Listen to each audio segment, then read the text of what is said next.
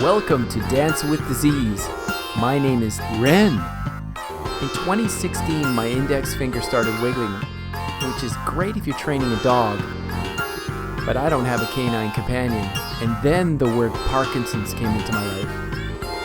I knew from the beginning that this was not the downward spiral of doom as guaranteed by the brochures, but a kick in the ass to look at my life and change. This podcast is dedicated to sharing my magical journey of healing through trying every alternative therapy imaginable. Thanks for joining me. Let's dance. You can't rely on anyone. So what would you say the biggest deception was? What was the biggest lie you were told? It's not that simple. Why not? No, that's the biggest lie I was ever told. It's not that simple. And it's a lie they tell you over and over again. What's not simple? Any of it. All of it. It's how they get you to give up. They say it's not that simple, Vinny. So what's the truth? That it is. That if you just do the thing that they tell you you can't, then it's done. And you realize it is that simple. That it always was. Clip from Bleed for This about the boxer Vinny Pazienza. This young man was at the top of his game, got into a motor vehicle accident, living somewhat of a reckless life, broke his back, had a huge injury, told he was never going to box again, and he did. And that, to me, that's what he means by it is simple. It's just not easy. And that's certainly my journey. I watched that film a few days ago and I was like, this is what I believe. This is what I experience in my life. It's simple. People try to tell you it's not. It's impossible to heal from Parkinson's. Well, people heal from Parkinson's all the time. It's not the norm, but who's normal? I'm not normal. I've got my commitment to what I know this is. I know this is fear. And that fear is diminishing. I showed a symptom of recovery. Farah tells me what she notices about my recovery. I get caught up in certain symptoms that are elevating right now, like tremors. But the cool thing is I'm healing in other ways. Like I sleep better than I've ever slept in my entire life. I can lie down now and go completely calm. Whereas when I was growing up and all throughout most of my life, I couldn't lie down. I couldn't just relax. I'd be up buzzing all around everywhere. And now I can relax. I'm vibrating until the time where I get myself calm, but I can do it. And it's getting longer and longer and longer, the duration of that. So, booyah. But the moment I'm thinking of was we were watching the movie Vice last night about Dick Cheney. And normally we don't watch films like that because we want to watch inspiring films. So towards the end of the film, this guy gets hit by a car out of nowhere. I jump. I'm scared him to death. I get a huge shot of adrenaline. And in the recent past, it would elevate symptoms and it would take a long time for them to calm down. That's not the case. I was calm. I mean, as calm as I can be with tremors, and anxiety. But I jumped and I calmed down again. I complained that the film didn't have to do that, but that's a symptom of recovery. The challenge is just acknowledging what's recovering and not getting caught up in fear that some things are elevating, and keeping the whole perspective in mind, the whole experience, and that is that some things are getting better. And booyah, things are like it's paying off, and that's really exciting. And it's nice to be able to acknowledge that and to see that the enormous amount of effort I'm making is paying off. Yeah, crazy. So what I also realized was that if I watch news, it feeds a victim narrative I have in my mind that I've carried throughout my entire life.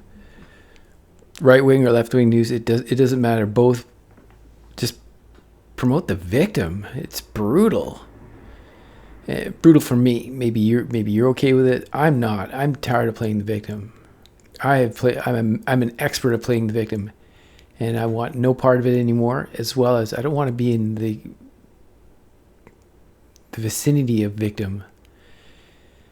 It triggers me.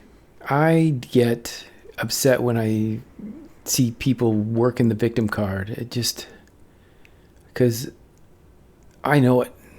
When I used to be a cycle advocate in Vancouver, back in the early 2000s, I felt holier than thou. I felt like, here I am saving the planet, and you and your car are evil planet killers, whatever nonsense. And every time I was out on the bike, most of the times I'm finding someone to play the victim in front because they were in their car. I'm trying to do the right thing, and here you are bullying me with your car. That might have been the case sometimes, but it wasn't all the time. It certainly was not even most of the time. Most of the time it was just me looking for someone to blame my anger on. And I'm done. I mean, I may not be done, but I'm certainly getting better, much, much better than I used to be. It never worked for me. And what's more important is when I see it myself and other people, and it really, I don't have regret, but I would just, now that I know what I was doing to myself, I have compassion for that, because that living in the pool of the pool of victim. I'm looking for a fancy metaphor, but it's not coming. But to live under the fog, the dense fog of victimness, it was just torture for me. And I looked, and wherever I looked, I found opportunities to think that I was being bullied. Yeah, I'm so glad that's done. So yeah, Bleed for this. This great film, really great film. The perseverance and the belief of this young man to be told he would never walk again, or that he'd be very lucky if he walked again.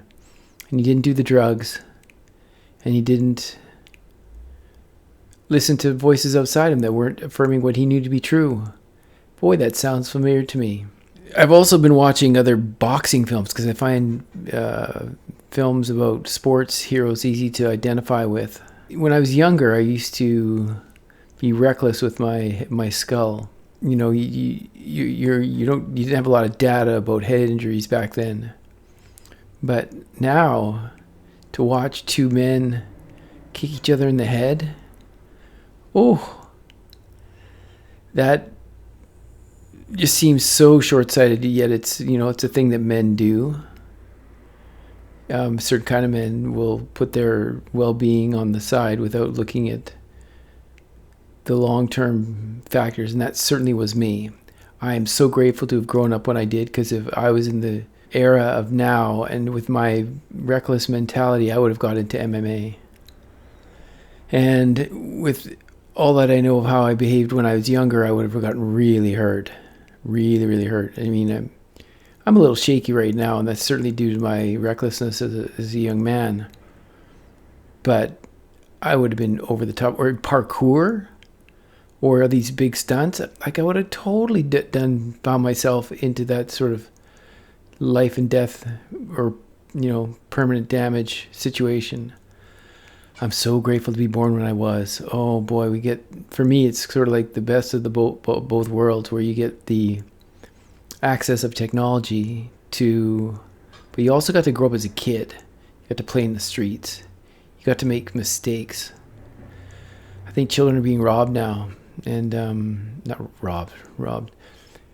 Maybe robbed is a little extreme of a word, but I think children, when you can go outside and be in nature and play in a pond and build rafts and take risk, not that great of a risk, but it seems like a big risk at the time. I think there's growth from that. And I think that we'll see what happens. Wow. I rambled. Thank you for listening. I am doing interviews for my next film about hardship to gratitude. That's my journey. And I know that there's lots of other people like yourself out there that have done that as well. So I'm doing interviews, doing a documentary style at this point. I don't know how the end of the film is coming, but I'm interviewing people about gratitude. Do you have a story about gratitude you can share? Email me. Thank you for listening to the Dance with Disease podcast. My name is Ren. It's been a pleasure to have you here today. For more podcasts and the films, Dance with Disease, log on to YouTube, Ren the Artist. See you next time.